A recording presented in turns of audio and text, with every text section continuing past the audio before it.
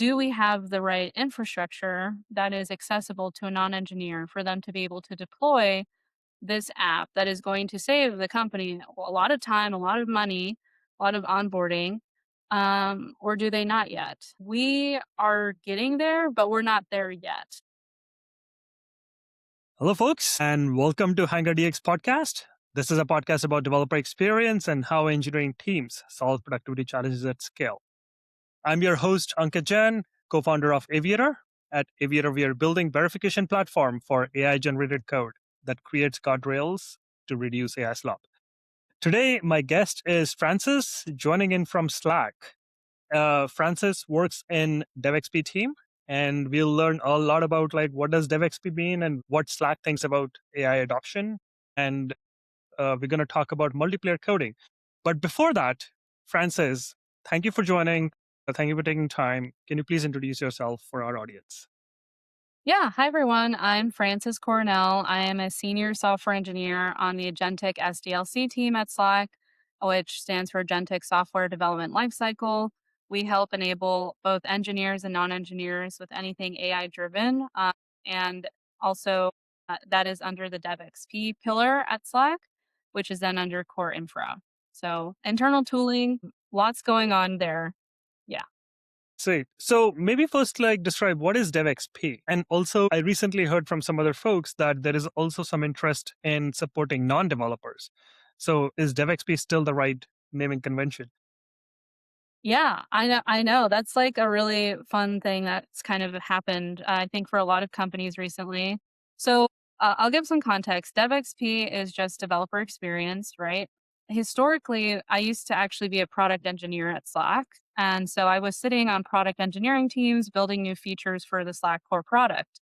And when I was thinking of like interfacing with DevXP, it was because I had an issue with an internal tool I was using. Maybe I couldn't, provision a dev space, for my coding. Maybe I was having a problem with the latest model before I joined. And then I realized like, wow, they do so much more than that behind the scenes. And so it was actually something that I started getting more involved in. And then I then eventually transitioned to be full time on DevXP because I realized this stuff was very fun and I was very passionate about it. And what's really interesting is I can see how product and DevXP are now converging together because everyone is trying to optimize for how people can work in this new like agentic era that we're in. There's a lot of product problems to think through there. And what's really interesting is that, yeah, to your point, DevXP, it literally has the word dev in it. It's very much optimized for developers, but we have to enable non-engineers as well, like with these tools. They also need to learn what features these harnesses offer for agents. We have many different tools that we support internally, and they are not as familiar with, for example, things like a CLI, command line interface. They haven't had the need to use a terminal or an IDE. But now they're getting more comfortable with that. And part of the reason they're getting more comfortable is because we've worked really hard to be able to enable them to that level. And that is becoming a story for many companies because now the roles have blurred in a lot of different ways. So that part is really exciting to me. I think that there is a lot of tension that comes with that, to be honest, like from engineers. And I think it's okay to talk about that out loud and sort of unpack why that is. But the future, it's changing rapidly. And I think it's, akin to like a roller coaster sentiment, can feel really fun, also a little scary, but it's happening. The roller coaster is happening, right? Whether you like it or not. So, yeah. Very cool. So before we get started, maybe just share a bit about how is the AI enablement team or like DevXP team. I don't know how you've structured this. Like how many folks are working on AI enablement? Yeah, I haven't thought about the hard number. I could try to look that up really quickly, but I want to say on Ballpark. Agentic SDLC. Let me quickly look at its slide to double check. I don't remember off the top of my head. Let me see here. But the good thing is we recently had an on-site, so it's actually a little easier to figure that out. So yeah, there's about 50 people on the Agentic SDLC, and that's just a small team within DevXP Wow. itself. And so we have about, I think, three different sister teams So I think in total, I want to say maybe 120 people roughly that are just focused on internal tooling. And then that still doesn't include the larger infrastructure team, which we also are a part of now. So I know obviously Slack is big on building agentic capabilities even internally at in the Slack product itself. So are there different teams thinking about like internal tooling versus tooling kind of like that goes into the product, or they're sort of like at some point, collaborating? So that's what's really exciting. We're actually collaborating with them right now. We're collaborating them with more and more. Like the two sort of sides, I would say, were really siloed because one was just kind of dependent on the other and one was serving the other. But now it's like converging. And so they're like side by side trying to collaborate because first, obviously, with anything we release externally, we're testing it, we're dog fooding it, right? That's a huge thing for us culturally. Anything we release out into the world, we want it to go through as many people internally as possible before, it's like more perfected and ready to go. And what we have seen is like we have product engineers now collaborating with DevXP engineers on what that internally looks like. We have a lot of bespoke things. Like any large company, we have a lot of bespoke infrastructure that is unique to us, right? And so we have to kind of optimize for that first, and then we can abstract it out and make it ready for like public consumption. But we want to really perfect that experience internally, or at least like iterate it, hill climb, as it were, like incremental improvements before it's ready to like go out into the world. So yeah, we're seeing actually a lot of that, and that's really exciting. Yes. Okay, so this is a good segue into our main topic we would want to discuss around multiplayer collaboration. So now you're already doing product teams and internal platform teams collaborating, but how do you think about sort of like, as more and more code is built by agents, like how are the roles of developers, how are the engagements and the collaborations of developers evolving on day to day? It's really interesting. Like historically, development has been really one to one, right? You open your IDE, you're creating a PR. It's not really a lonely process, but it is very like focused. And you have a deep focus session. It's one to one. You're the one iterating on your own. But because implementation is rapidly becoming almost a solved problem with these models getting better and better, the benchmarks of these models, it's like, well, we can now do 90% of what like the average software engineer like what they can do. Writing code is now really fast, it's cheap, it's going to get cheaper and it's going to get more accurate, right? As these models get better and better. And so the one to one, I don't know if that's necessarily like the way it has to be anymore, right? It Interesting. almost is like it's a sort of a forcing mechanism when the execution is like no longer as difficult, where alignment and collaboration get actually more important because of that. Because then if you're making a lot of wrong decisions with what you're executing, that's like wasting more time. But if you're thoughtfully planning, like plan mode, if you're thoughtfully planning things out and you really have a lot of thoughtful decisions before you go into execution, and that alignment and collaboration is solved for there, then the execution actually becomes a lot easier, a lot more streamlined, a lot more accurate, even. And so, what we're seeing is like the sort of transformation or evolution into multiplayer. So, how does it look like when humans and agents are really collaborating very closely together in an open space? um, and it's not just a one to one conversation. Because I think historically that has been the case for a really long time. A lot of the harnesses right now for agents are still like one to one, but Slack was this product that was built for collaborating with other human beings. Now we're seeing it evolve into something that's optimal for collaborating with agents as well.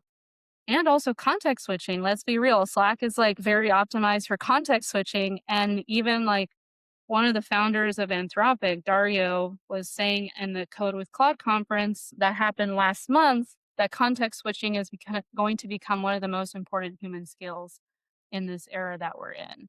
It's very interesting how much we shifted from like we need deep focus sessions to like actually no, we're going to be context switching because now we can do like 3 to 5 different work streams simultaneously in parallel with agents in the background running. That is a very fascinating like mental shift for a lot of engineers, to be honest. And I think some of us are still like getting used to that, right? That new sort of fundamental way of working that has evolved. So, what does that mean? Maybe you can give some examples internally. Are there like specific processes, specific tooling, specific, you know, relearning or like kind of like upskilling for teams that is happening to adapt to this frameworks? Yeah, there is a lot of like workshops we have internally. We have found most helpful is like not necessarily dropping like, okay, here's a lot of, new features that we're getting directly from the Anthropic team. Like here's the latest, here's some YouTube videos. That part Hmm. is not as helpful. It's more about what is more bespoke to us and then people showing off like their bespoke customized setup. So having someone we see like because we track this internally, we see someone who maybe is on the growth team, the growth product team, and we're saying, "Oh, this person is really cooking with Claude. What is it that they're doing? What are they taking advantage of?" And we can actually see all that internally through our dashboard, what skills they're using, what MCPs they're using, etc., which is really helpful. But also, we just want them to share directly how they're using that. And so people sharing their custom setups internally, we have found is very, very helpful, almost like word of mouth, right? When you see your peers adopting something, you're like, you get FOMO and you're just like, oh, wow, okay, I didn't know I could do it like this. Now I want to try this out. And that was something I did myself very early on because you just don't know what you don't know. You might underestimate what you think other people like know. And so you might think, oh, whatever I'm doing, it's probably not that impressive. And what we really had to tell people is like, no, don't think that way. It's like just share, over index on sharing. Sharing is caring in this new world because we cannot assume that people actually really know everything that is happening because so much is happening rapidly at a rate I would argue is unprecedented. And that's okay. That means that everyone's going to be like catching up continuously almost. And that's like a new sort of, again, mental shift that we're kind of getting ourselves used to. So, yeah, I think just over indexing on sharing has been really helpful for us internally. That's more of a cultural shift than an actual like tangible system or process. Hmm. I'm sure we're like introducing, agents into a lot of our baked in systems and processes. That's a given. We have a lot of enablement to make sure everyone feels like they have different resources at their disposal for whatever particular way they want to interface with agents, whether it's through Slack or their CLI or the desktop apps, or the web apps, what have you. So there is that. But I think for this moment, it's actually better if you think of it more as like, how can we get people more excited about this? Because the tools are actually going to evolve very quickly again. And yes, we'll catch up with that. But like, there's a new way of working, I think, that is more interesting and that we have to sort of mentally have people prepare for or like get used to. That will hopefully be more evergreen than like, okay, now we have a new tool. There's like 50 features now that you need to like look into. I think that's like more relevant. Yeah. Very cool. I mean, I think this is actually so true. Like we speak with a lot of enterprises as well, and it's very common in enterprises where there are some people who are just crushing it, and their productivity is 10x versus many folks are still just at the beginning journey of how they actually use AI tools. So tell me more about this dashboard. I know we have seen this before, in one of our previous Hangar DX sessions. Maybe just give us some ideas on like what are some of the core capabilities that you have built into the dashboard? Like what was the genesis of it? Like why it even came into being? And also maybe related to it is like how you think about token maxing. So I think back in January is when Opus 4.6 dropped, and there was a huge shift, I think, in energy for a lot of people where people realized, wow, these models are really capable actually of doing quite a lot here. And people started to really, ramp up on it, right, internally. And I was starting to get privy, and get more, involved on the DevXP side. I was still a product engineer on a product team. I was actually on the sidebar team, so I was responsible for adding new features to the sidebar, the thing you stare at all day, and also our notification system. I really enjoyed that work, but I was starting to get, really cooking with Claude and really getting into that space too. And I was feeling overwhelmed. I was feeling overwhelmed by all of the different updates that the teams were sharing. And I was like, wouldn't it be nice if we could just have a central location to find all of this in one place? And what could that look like? And my initial background is in growth, specifically growth on the website. So I started with the website. I was like, okay, let me just deploy something. I'll call it ai.tinyspec.com. And because that domain was not taken, tinyspec.com is where we host all of our internal tooling, that we have that domain. And I just created like a MVP and I was like, hey, folks, I created something here. Hopefully you find it useful. People were like, thank you. We need this because there just wasn't a real, like, of course you can create a canvas, you can create a Slack message, you can create a channel. It's just not as like consolidated. Consolidation is very, very powerful. I think that's part of why Slack is so successful because it's consolidated so much of the tools in one place. And so I was trying to consolidate all this information that was being shared across multiple channels in one place. And then that evolved to the point where not only were we sharing, the internal tools we had approval to use, the MCP servers we had built internally and external ones we recommended.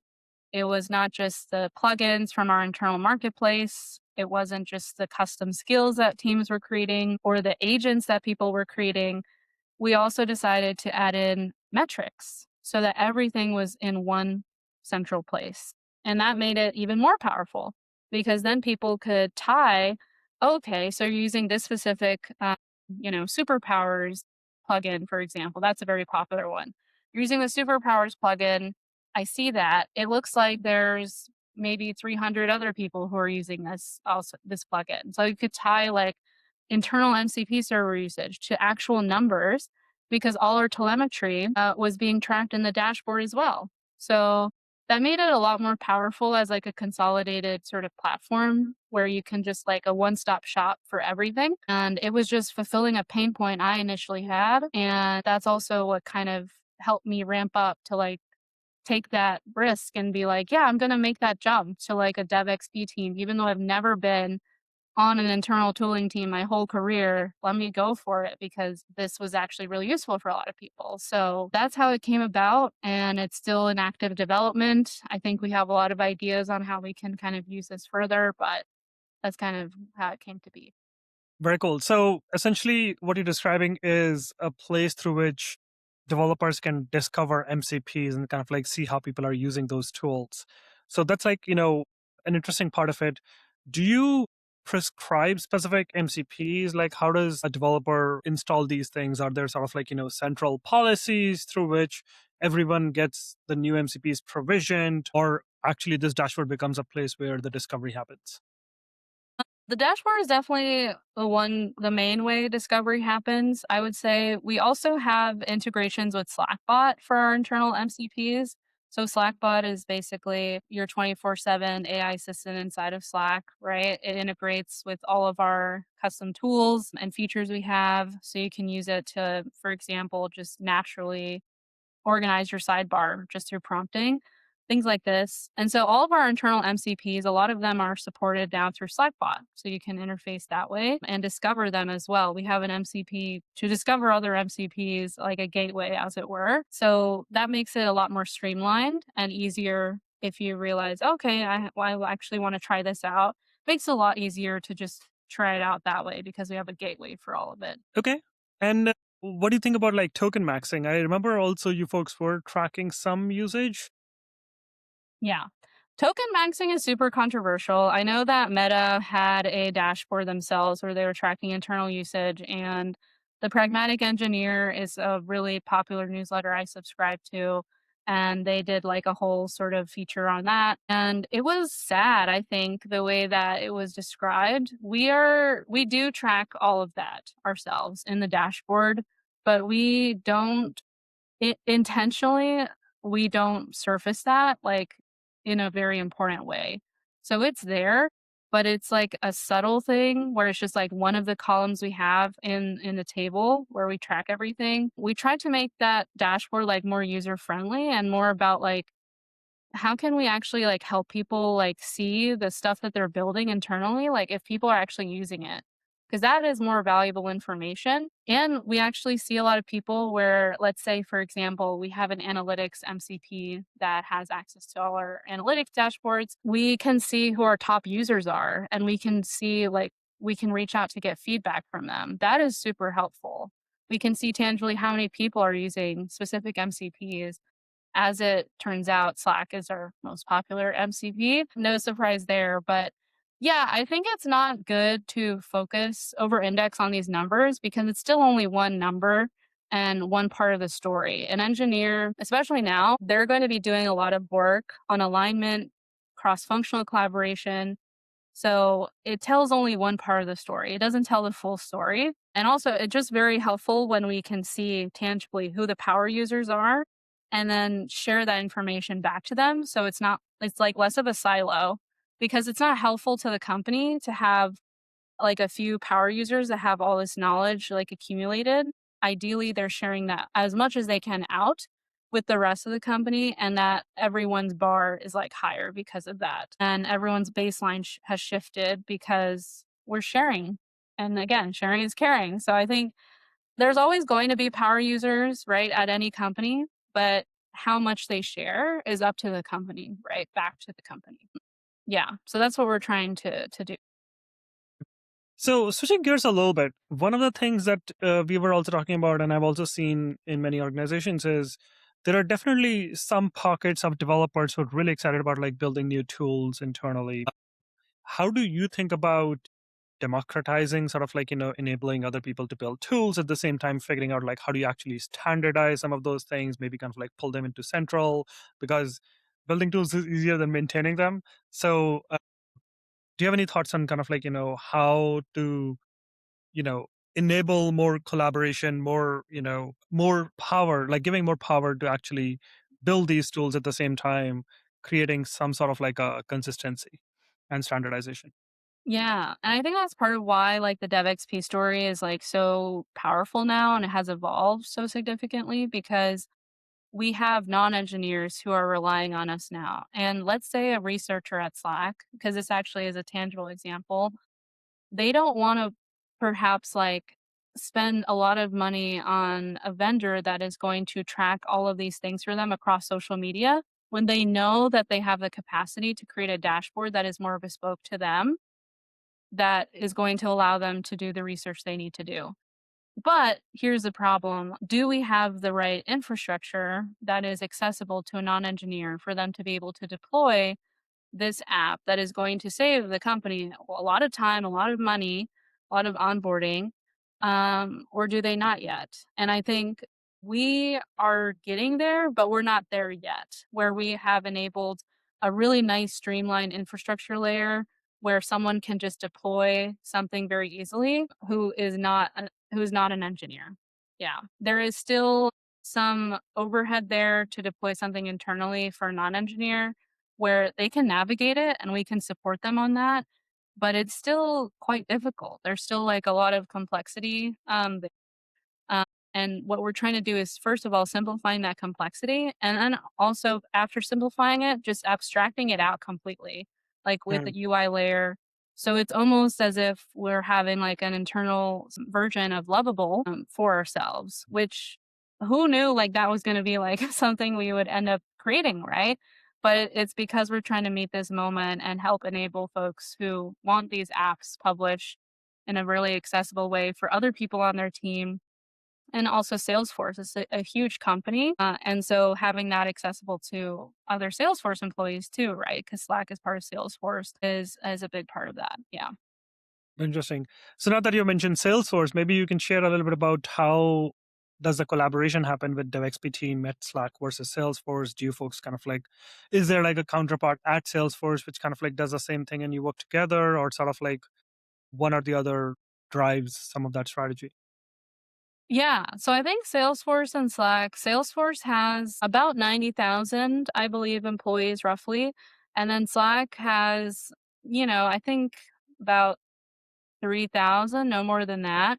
So it is like a subset of Salesforce. And we do have separate developer experience teams that do commingle together for sure. Our paths cross. A good example is like gave support to like the Google Workspace MCP. We Hmm. had to give support to the Google Workspace MCP as well. But the part where it was a little bit difficult was like we have our own infrastructure that we have at Slack that is bespoke to Slack. And Salesforce has their own infrastructure that is bespoke to Salesforce and their product engineering teams. It's called like core. Again, ours is like the tiny spec sort of infrastructure. So it's like a little different there. And that does impact the way that we collaborate together because most of the time we are still operating in ways where we know about each other, but the focus is still very different because the needs of those engineers are different than the needs of our Slack engineers.